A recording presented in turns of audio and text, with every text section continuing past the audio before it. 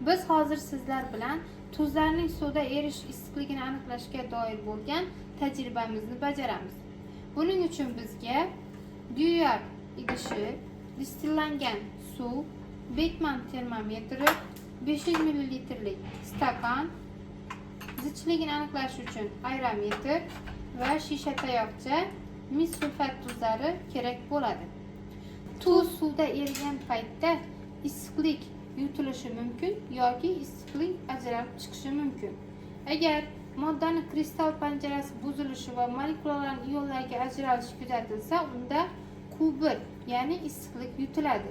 Agar ionlarning gidratsiyasi kuzatilsa, unda Q2 issiqlikning ajralishi kuzatiladi. Q erishni topish uchun biz Q1 va Q2larning qiymatlarini qo'shib olamiz. Hozir biz dastlab Duyar idishiga 500 ml suv solib olamiz.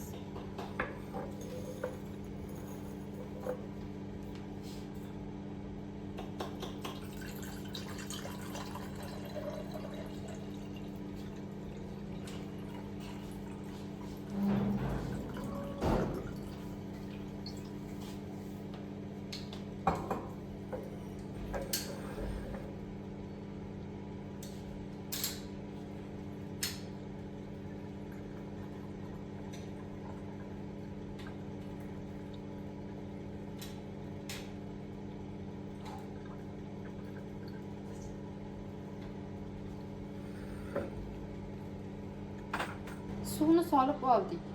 Endi uning ichiga oldindan tayyorlab olingan mis sulfat tuzini solamiz.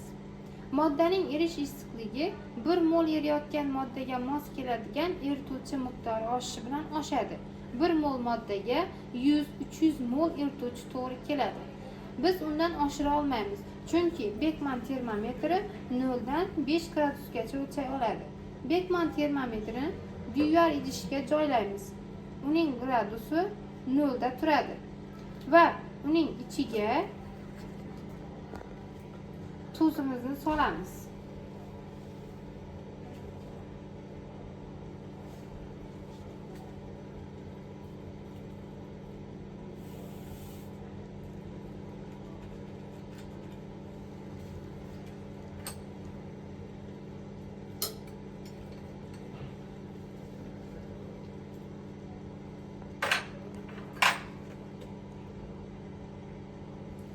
Ajralib chiqayotgan issiqlikni Beckman termometri o'lchab beradi.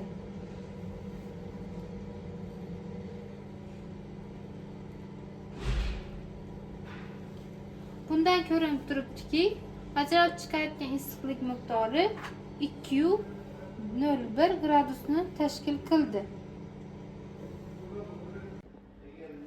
Biz quyidagi formula yordamida bajarib o'tgan tajribamizdagi mis sulfatning eruvchanligini topib olishimiz mumkin.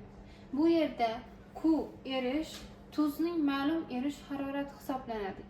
Ya'ni u kaliy nitrat tuzi orqali 18 gradusda hisoblab topilgan -8,2 kal molga teng hisoblanadi.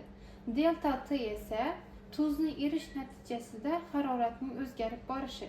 Ya'ni biz bu yerga mis sulfatning erish issiqligini o'zgaruvchanlik haroratini qo'yamiz. M esa o'sha tuzning massasi hisoblanadi. Shu orqali biz hisob-kitobni amalga oshiramiz.